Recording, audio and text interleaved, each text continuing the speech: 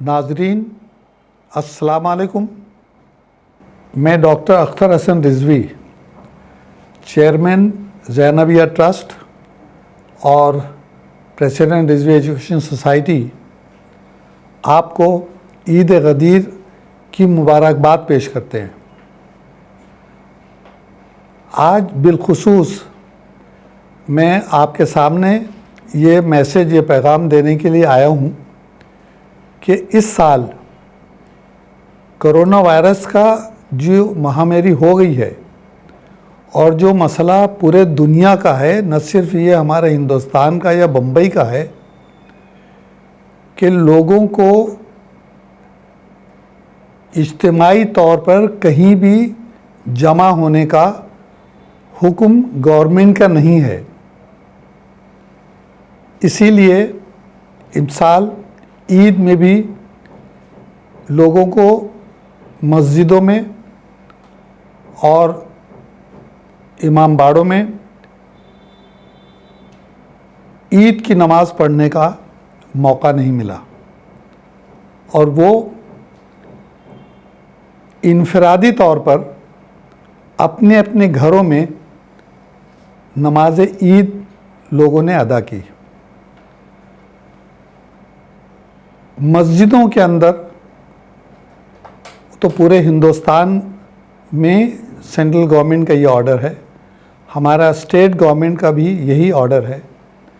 कि मस्जिदों में भी इज्तिमाई तौर पे नमाज नहीं होगी, इसलिए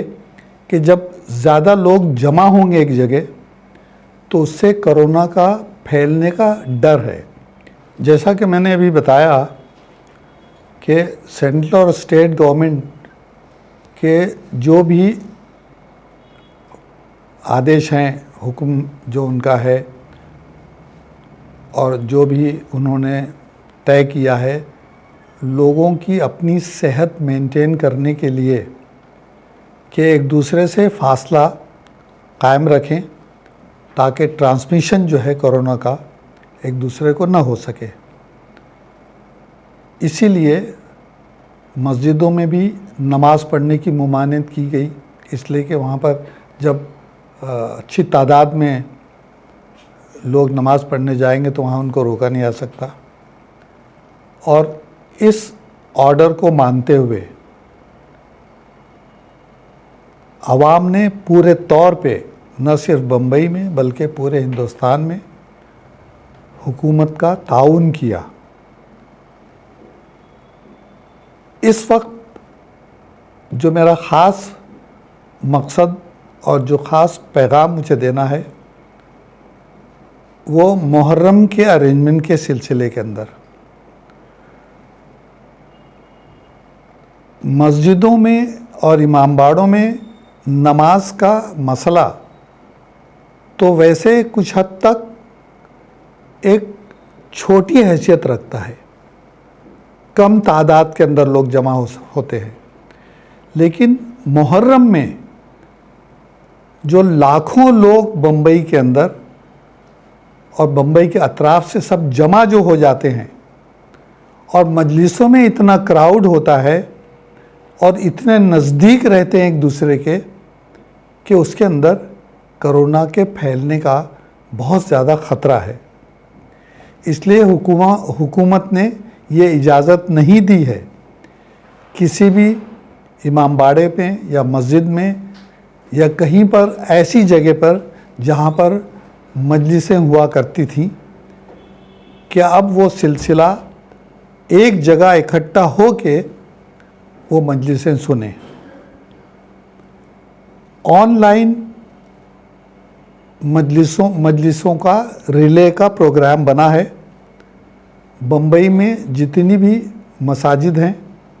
और इमामबाड़े हैं वहाँ पर ज़ाकिर सिर्फ ऑनलाइन मजलिस जो है पढ़ेंगे और लोग अपने घरों में उन मजलिस को सुन सकेंगे। सबसे अहम रोल ऑनलाइन मजलिस के रिले करने का, जो न सिर्फ रिले बॉम्बे में हो रहा है या होगा, बल्कि हिंदुस्तान भर में ऑनलाइन रिले होगा और वर्ल्ड के अंदर जो भी मजलिसें ऑनलाइन होंगी वो ज़ैनबिया चैनल के ज़रिए पूरे दुनिया में दिखाई जाएगी। इस बात की हमको खुशी है और सारे वो हजरात जो इस चैनल के साथ में जुड़े हुए हैं और मुहर्रम के 10 दिन जो 24 घंटे इस काम को अंजाम देने के लिए लगे हुए हैं, उनको इस बात का इत्मीनान है कि हम ये नया जो अरेंजमेंट रिले करने का है ऑनलाइन मजलिसों का, उससे लोगों को और ज़्यादा सहूलत रहेगी। उनको सहूलत ये कि कोई मान लीजिए कि कोई कल्याण में रहता है, कोई उल्लासनगर में रहता है, कोई नासिक से आता है, कोई पूना से आता है, बम्बई में दूर दूर से आने वाले फैमिलीज़ को लेके, औरतों को बच्चों को लेके ट्रैवल करना ट्रेन से बसों से, जो तकलीफ़ हुआ करती थी एक जगह सेंटर पे मजलिस के पहुंचने के लिए, अब वो इत्मीनान उनको होगा कि ना उनको दूर दूर ट्रैवल करना पड़ेगा, ना औरतों को और बाल बच्चों को ये तकलीफ़ होगी कि किस ट्रांसपोर्ट से हम जाएं, कैसे पहुँचें और कितनी देर में हम पहुँच पाएंगे, और फिर आने जाने में बाहर निकलने के अंदर जो ख़र्च है वो भी अपनी जगह पर है। तो इन सब चीज़ का एक तरह से ऑनलाइन मजलिसों का रिले एक अहम मसले का हल निकल आया है और ये मेरी अपनी सोच है और आवाम भी ये समझती है कि आगे आने वाले दिनों में जो मजलिसें इनफरादी तौर पे लोगों के घरों में भी हुआ करती थी, वो भी चैनल के ज़रिए ऑनलाइन रिले किया जा सकेगा। तो इस अरेंजमेंट से हमसे जो भी खिदमत हो सके ज़ैनबिया ट्रस्ट से, ज़ैनबिया चैनल के ज़रिए, वो हम पूरे तौर पे आप लोगों के सामने हाजिर हैं। मुझे इस बात की खुशी है कि आवाम ज़ैनबिया चैनल को ऑनलाइन जितनी भी मजलिसें रिले होंगी वो सुनेंगे और उस पर अपने ख़यालात का इजहार करेंगे, अपना कमेंट्स करेंगे, ताकि हमसे जो भी रिले में गलतियां हुई हैं, जो भी हमारी वजह से प्रॉब्लम हुआ है, वो हम अपने काम को और अपने अरेंजमेंट को, अपने सिस्टम को हम उसको और ठीक कर पाएंगे ताकि आप लोगों की बेहतर खिदमत हो सके। शुक्रिया।